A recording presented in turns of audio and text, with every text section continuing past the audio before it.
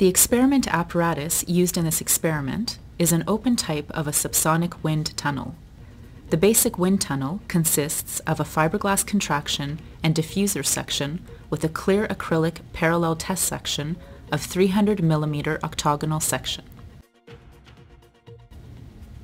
The wind tunnel essentially consists of the following: a contraction cone chamber that includes an aluminum honeycomb flow straightener,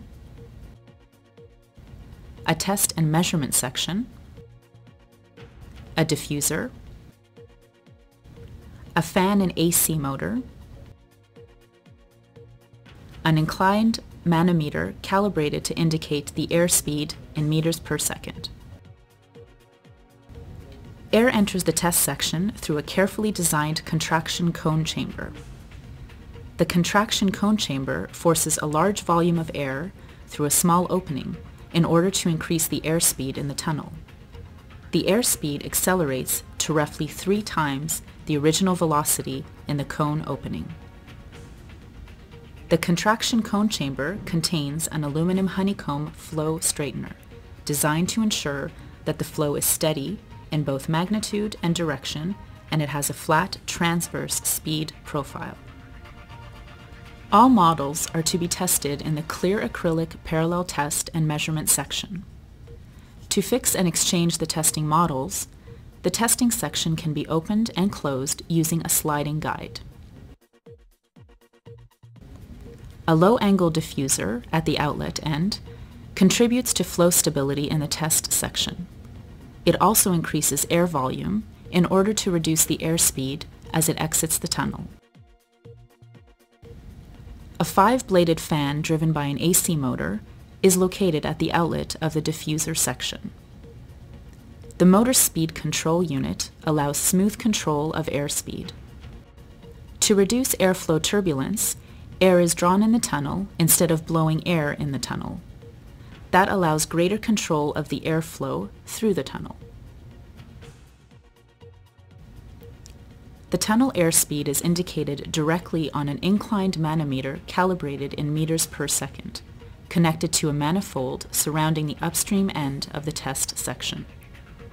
4 equally spaced static orifices connected to the manifold minimize the possibility of interference effects from a model mounted in the test section.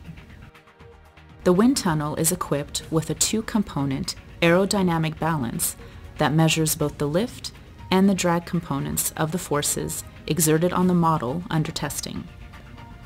The 2-component balance consists of a pair of balances supported on knife edges on mutually perpendicular axes parallel to and normal to the axial center of the tunnel. Lift and drag components of force exerted on the models under testing are balanced by sliding 2 weights along the arms of the balance until a state of null deflection is reached. Graduations in Newton units of force allow lift and drag to be read directly. The angle of attack is one of the important testing parameters and can be set for the tests using a protractor fixed on top of the 2-component balance.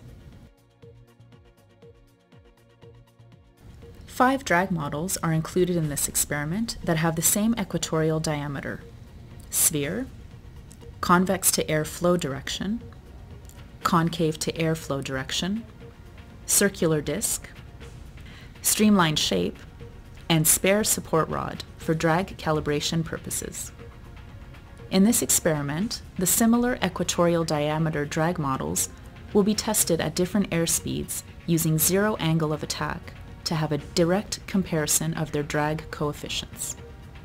To study the drag and lift coefficients at different angles of attack, NACA 0015 aerofoil is used in this experiment. This aerofoil is equipped with an adjustable leading edge slot and trailing edge flap. 2 series of tests will be performed on the aerofoil using closed flap and open flap arrangements, respectively.